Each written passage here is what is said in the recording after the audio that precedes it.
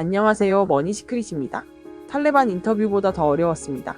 대한민국 대통령과의 인터뷰 조건이 영국 유력지 특파원의 입에서 이런 말로 요약된다는 것 믿기시나요? 오늘 전해드릴 이야기는 한 외신 특파원이 대한민국에서 겪은 언론 검열의 민낯에 대한 폭로입니다. 윤석열 전 대통령과의 인터뷰를 추진하던 과정에서 벌어진 충격적인 조건들, 그리고 한국 언론 전반에 대한 냉정한 평가까지. 이 사건은 단순히 한 언론인의 불편한 경험담이 아닙니다.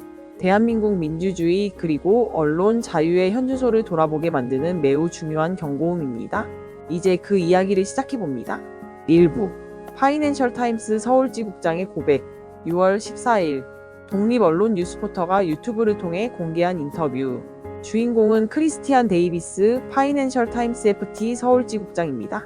FT는 영국을 대표하는 글로벌 경제지로 세계적인 영향력을 지닌 매체입니다.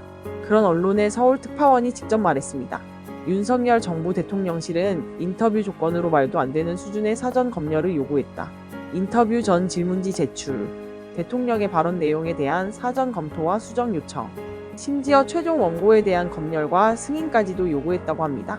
데이비스 기자는 말합니다. 민주국가에서는 상상도 못할 조건이었다. 그래서 우리는 인터뷰를 포기했다. 이건 단순한 외교적인 불편함의 문제가 아닙니다. 보도의 독립성, 언론의 자유, 국가 이미지가 직결된 문제죠. 2부 탈레반 수준이라는 말의 의미. 그는 이 황당한 경험을 이렇게 설명합니다. 우리 데스크에 이 조건들을 보고했더니 이건 우리가 탈레반 인터뷰할 때 겪은 것과 같다고 했다.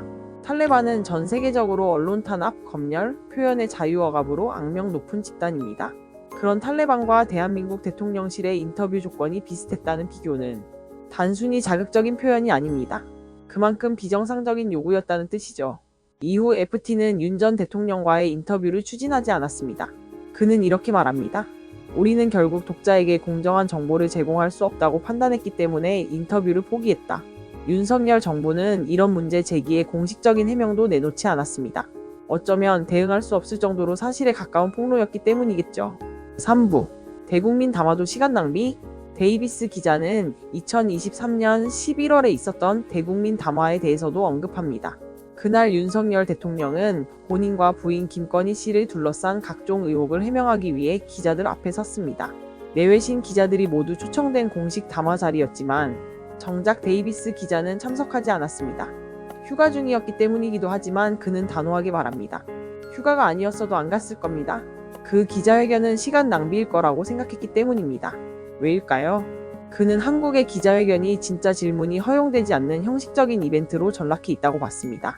한국의 지도자들은 외부와 소통하려는 의지가 별로 없다고까지 지적했습니다. 4부 한국 언론에 대한 냉혹한 분석.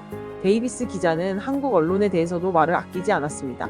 외신의 시선에서 볼 때 한국 언론은 권력과 너무 유착돼 있고 객관적인 시선을 유지하지 못하고 있다. 너무 부드럽다. 비판적이지 않다. 까다로운 질문을 회피한다. 이러한 한국 언론의 모습은 특히 국제 행사에서 더 도드라졌다고 합니다.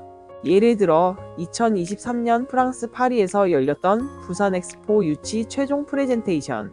데이비스는 그 캠페인은 처음부터 끝까지 폭망이었다고 평가합니다. 하지만 당시 자리를 함께한 한국 기자 중 그 누구도 비판적 질문을 하지 않았다고 말합니다. 그 결과 대한민국은 결선 투표에도 가지 못하고 탈락했습니다. 5부 구조적 문제 그리고 기자들에 대한 존중. 그러나 그는 이런 문제의 책임을 기자 개인에게 돌리지 않습니다. 한국 기자들은 정말 적은 급여를 받고 상사들은 광고주와 직접 거래를 하고 심지어 기자 머리 위에서 기사가 결정되는 현실 속에서 버티고 있다. 그는 말합니다. 이런 구조 속에서도 기자로 남아있는 사람들은 고귀한 일을 하고 있는 것이다. 이 한마디에서 우리는 그의 존중과 안타까움을 동시에 느낄 수 있습니다. 즉 시스템이 문제이지 개인이 문제가 아니라는 것. 그리고 이 시스템을 바꾸기 위해선 국민 전체의 관심과 압력이 필요하다는 점입니다. 6부 이 모든 일의 본질은 무엇인가? 이 사건의 본질은 단순히 한 외신 특파원의 불편한 경험이 아닙니다. 이것은 대한민국이라는 나라가 언론을 어떤 존재로 보고 있는가를 드러내는 사례입니다. 인터뷰란 무엇인가요? 한 국가의 지도자가 국민에게 그리고 세계에 자신의 철학과 입장을 직접 설명할 수 있는 기회입니다. 그런데 이 인터뷰에 사전 검열이 존재하고 발언 수정을 요구하며 심지어 사후 확인까지 필수라면 그건 더 이상 인터뷰가 아니라 홍보용 콘텐츠 제작입니다. 7부 시민이 나서야 바뀝니다.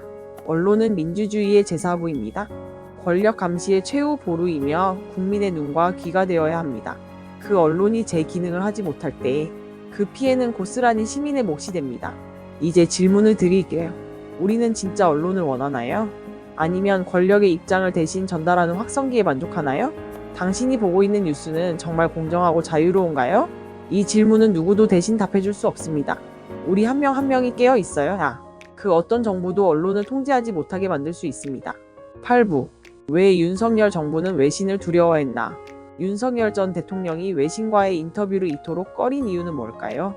그가 외신과 소통하려는 의지가 없었다기보다는 예측 불가능한 질문과 논리적 공세를 감당할 준비가 안 되어 있었기 때문입니다. 내부 언론과는 달리 외신은 질문 사전 조율을 거부하고 정치적 중립성을 강하게 지키며 핵심을 찌르는 비판을 서슴지 않습니다. 즉, 기획된 인터뷰가 아닌 진짜 인터뷰이기 때문에 불편했던 겁니다. 정권에 불리한 발언 하나가 국제적인 파문으로 번질 수도 있기에 대통령실은 가능한 한사전 통제와 연출을 하려 했던 것이죠. 9부. 부산엑스포 참패의 상징적 장면. 데이비스 기자가 언급했던 부산엑스포 유치 실패. 그 현장은 윤석열 정부의 홍보 위주 정치가 실제 외교 성과로 연결되지 않았던 단적인 예입니다. 프랑스 파리의 마지막 피칭 현장. 현지 취재진은 대부분 시큰둥한 반응이었고 한국 기자들은 비판적인 질문 한마디 없이 박수와 응원에 집중했습니다. 결국 한국은 결선 투표조차 가지 못하고 탈락합니다. 하지만 국내 언론은 직전까지도 막판 역전 가능성이라는 희망 고문을 쏟아냈습니다. 데이비스 기자의 말처럼 한국 언론이 좀 더 예리하게 상황을 점검하고 경고했더라면 전략을 수정할 수도 있었을 것이라는 아쉬움이 남습니다. 10부. 침묵한 시민사회 그리고 잃어버린 감시자. 이러한 사전 검열, 언론 탄압, 외신 회피가 반복됐지만 시민사회나 언론단체는 크게 목소리를 내지 못했습니다. 왜일까요? 윤석열 정부 초기부터 언론과의 전쟁을 선포하며 비판 언론에는 광고 차단, 출입 배제, 법적 대응이 이어졌기 때문입니다. 결국 많은 언론이 정부와 갈등하지 않기 위해 침묵하거나 협조했습니다. 그리고 시민들은 너무 많은 뉴스에 피로해져 비판 기사조차 읽지 않게 됐습니다. 언론은 권력을 감시하는 역할이지만 이제는 국민이 언론을 감시해야 할지도 모릅니다. 누가 진실을 말하고 누가 홍보지를 쓰고 있는지를. 11부. 우리는 어디서부터 다시 시작해야 할까? 결국 묻게 됩니다. 이제 우리는 어디서부터 다시 시작해야 할까? 언론은 독립을 되찾아야 합니다. 외신은 침묵이 아닌 연대를 선택해야 합니다. 시민은 단순한 소비자가 아닌 민주주의의 주인이 되어야 합니다. 그리고 무엇보다 중요한 것은 권력은 언제든 언론을 통제하고 싶어 한다는 진실을 잊지 않는 겁니다.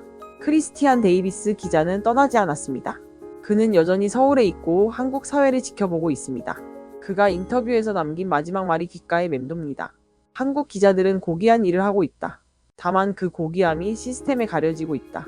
이 말을 진심으로 받아들일 준비가 되었을 때 우리는 다시 언론 자유를 말할 수 있을 겁니다.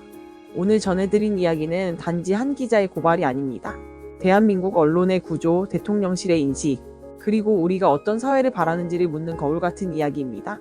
이 영상이 의미 있었거나 당신에게 작은 울림이라도 남았다면 좋아요와 구독, 알림 설정 부탁드립니다. 우리는 계속해서 묻고 기록하고 잊지 않겠습니다. 이상 시청해주셔서 감사합니다.